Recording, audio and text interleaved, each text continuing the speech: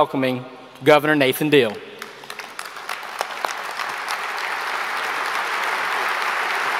Thank you.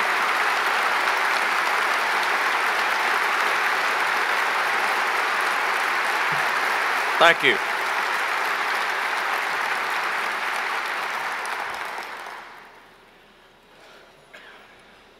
National, state, and local officials, Georgia Chamber of Commerce and local chambers of commerce, ladies and gentlemen, January the 10th. What a difference a year makes.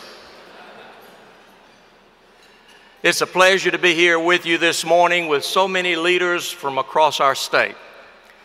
Every year, this chamber event brings together business owners, business executives, and government officials. Throughout Georgia's history, state government and the business community have worked together to grow the economy and to create a great quality of life for those who call Georgia home. As a result of this historic partnership, we live in a state that is the economic engine of the South. Today, Georgia by itself ranks as the 33rd largest economy in the world, ahead of nations such as Austria, South Africa, and Argentina.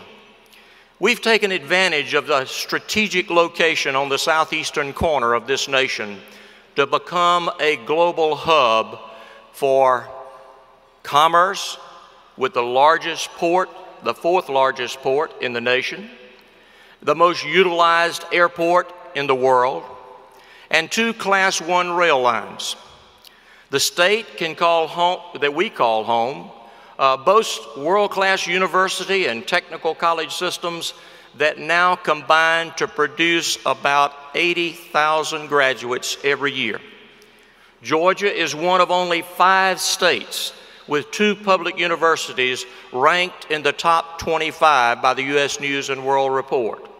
And it is the only state with 2 public universities ranked in the top 5 for return on investment when graduate salaries are compared to the cost of tuition.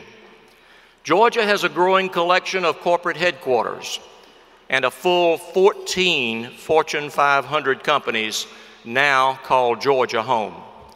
In our red clay, companies like Coca-Cola and Home Depot have grown from simple ideas to global giants with unsurpassed reputations. And while Georgia is consistently recognized as one of the best places in America to do business, in these challenging economic times in which jobs are portable, we must do more to be able to continue to compete. It is my goal to make Georgia the #1 state in the nation as a place to do business.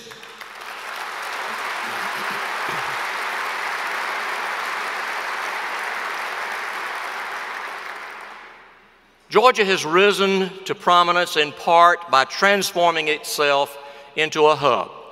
Our state is literally a global crossroads.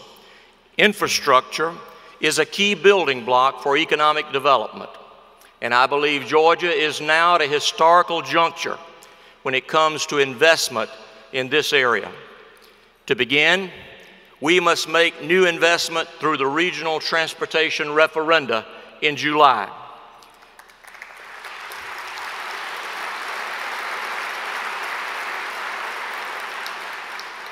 We need new projects to maintain roads and bridges that are left, if they are left unattended, will cost taxpayers far more down the road.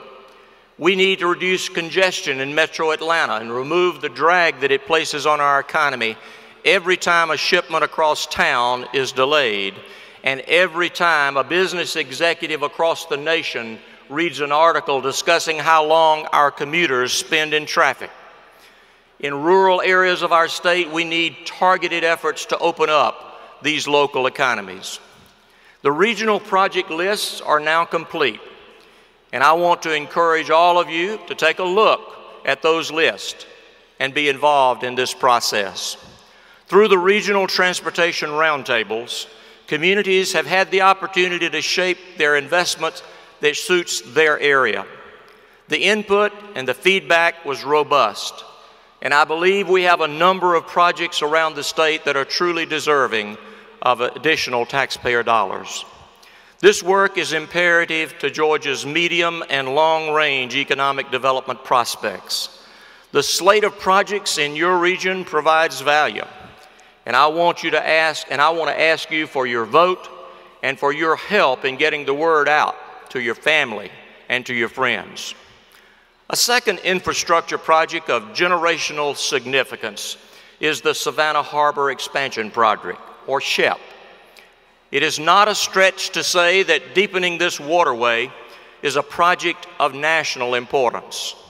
A deeper Savannah Harbor means greater efficiency for 21,000 United States companies, 75% of which are headquartered outside of Georgia. A U.S. Army Corps of Engineers study has shown that SHEP will reduce shipping costs for private companies by at least $100 million a year.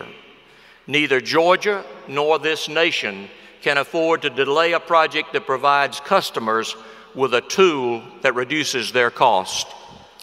Many of you are familiar with the success of Georgia's ports.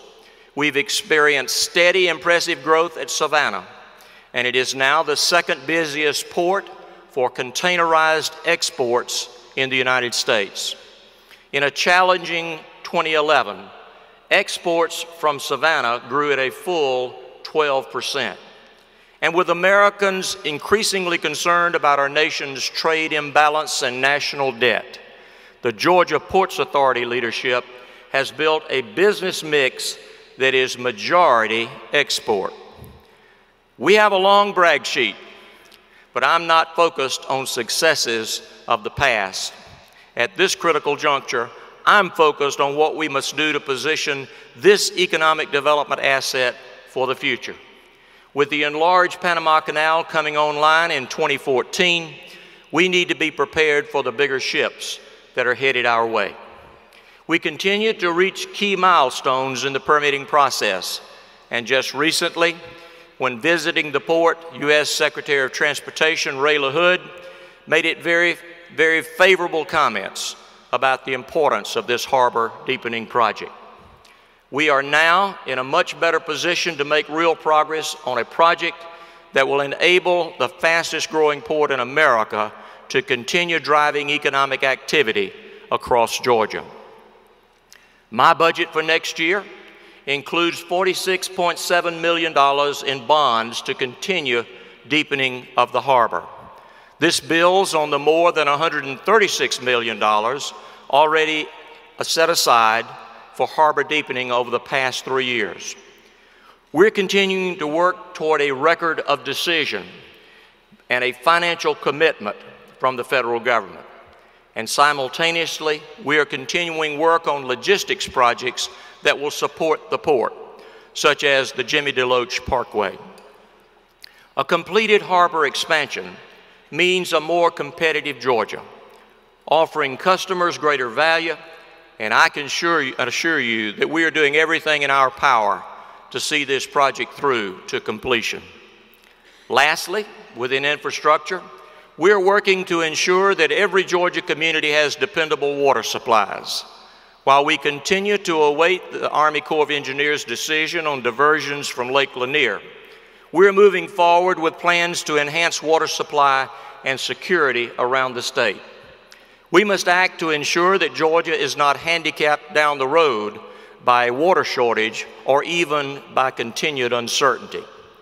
At last year's Eggs and Issues Breakfast, I announced the launch of the Georgia Water Supply Development Program to assist local governments in developing new sources of water supply. We created a task force with the responsibility of identifying how Georgia communities could best increase local supply. This morning, I want to commend them for the work that they've done to develop the approaches that can move the needle on this very critical issue. They have thoroughly evaluated the needs and have provided options for very diverse situations. Last year, we took action to get the ball rolling by calling for $300 million of new investment over a 4-year period. My budget for next year proposes $45.7 million for water supply projects, the second installment in that 4-year plan. Today, the Georgia Environmental Finance Authority will issue solicitation and application forms for the water supply program. Local governments can now apply for the low-interest loans and state direct investment, and we're one step closer to enhanced water security in this state. Regarding our long-running battle with our neighbors to the west and the south, my team is now negotiating with a more favorable legal backdrop, and we are in a much better position to strike a lasting deal that makes sense for Georgia. With our state's population projected to grow by an additional 4.6 million people over the next 2 decades, it is imperative that we expand water supply across our state. Let me restate my priority. We must create new reservoirs to address Georgia's long-term water needs.